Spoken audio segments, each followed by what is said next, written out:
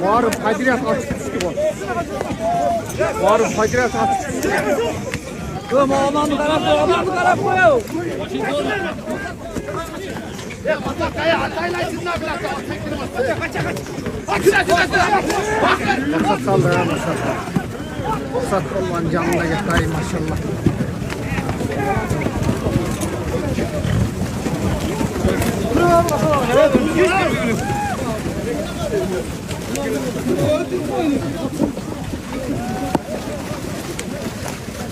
Thank you.